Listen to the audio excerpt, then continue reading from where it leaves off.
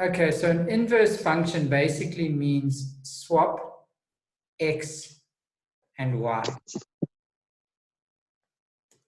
Okay. So if you have the graph of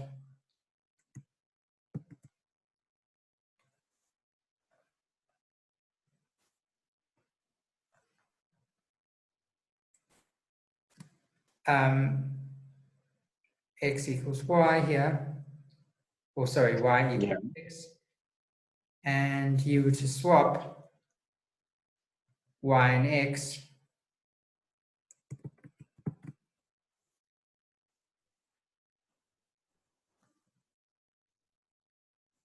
it would be done like this, but you'd still end up having the same graph.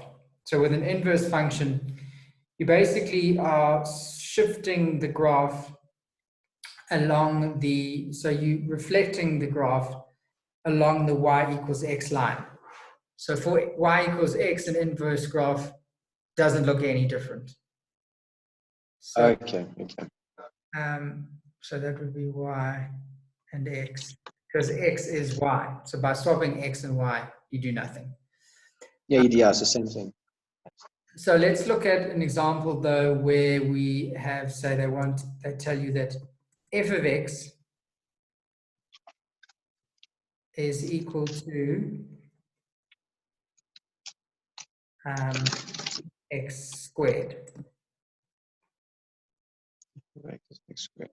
Okay. So we know that graph normally looks like this. It's a parabola. Yeah. So that would be, that's f of x there. Now when we swap x and y over a parabola, we'll just call this, instead of f of x, we know f of x is actually just means y. So we'll swap them. Mm-hmm. So we'll call this now x.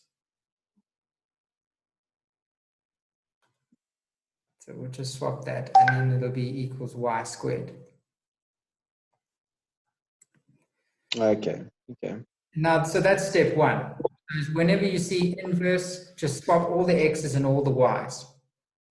Then what you do is, now you've got, you need to get y by itself. So I'm just going to square root both sides. I'm going to put the y over here on this side because you generally need. So when you square root y squared and you square root x squared, you just get the square root of x.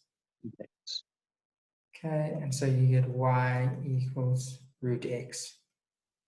Now that is the inverse function. So the inverse of f of x equals x squared is y equals the square root of x.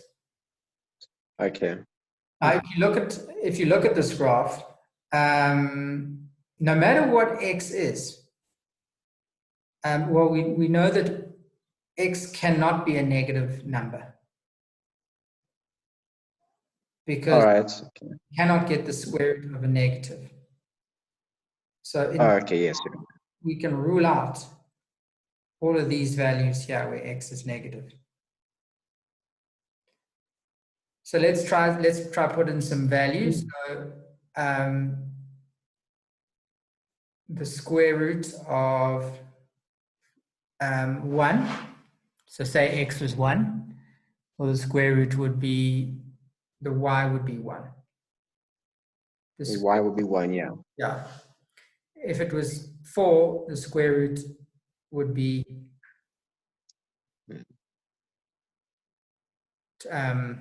2. And so if the square root was, which was 9, the square root, so it kind of goes like this.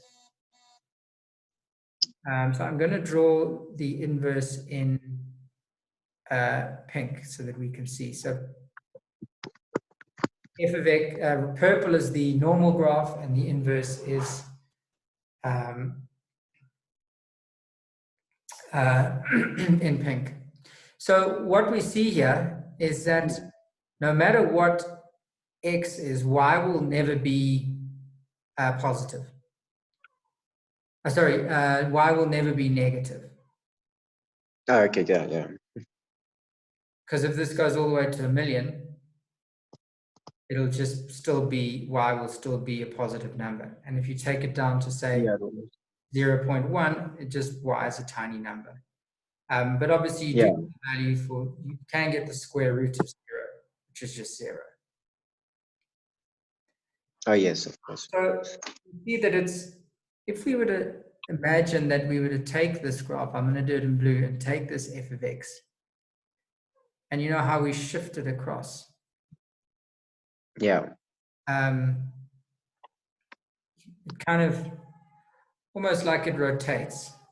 It's almost like you've swapped the x and the y axis. So if you can imagine, if you can imagine that that graph was just turned on its side, suddenly you'd have the pink facing upwards in the way that the purple is now. Only difference is you can't have a negative because you can't have the square root of a negative. Okay, so that's the inverse function where we are looking at x squared.